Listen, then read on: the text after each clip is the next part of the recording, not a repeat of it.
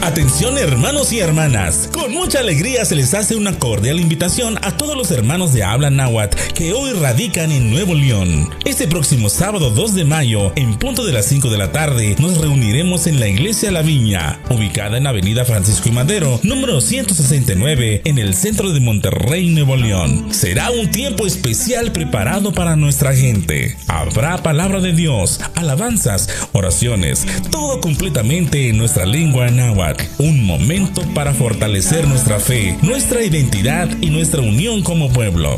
Y al finalizar, compartiremos con alegría un delicioso platillo huasteco como símbolo de hermandad y tradición. No vengas solo, trae a tu familia, amigos y conocidos. Registra tu asistencia y la de tus invitados para poder recibirlos como se merecen. No faltes, nuestra fe vive, nuestra fe nos une.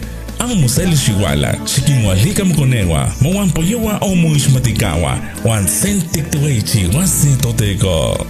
Síguenos en nuestras redes sociales como Nahuablantes Nuevo León.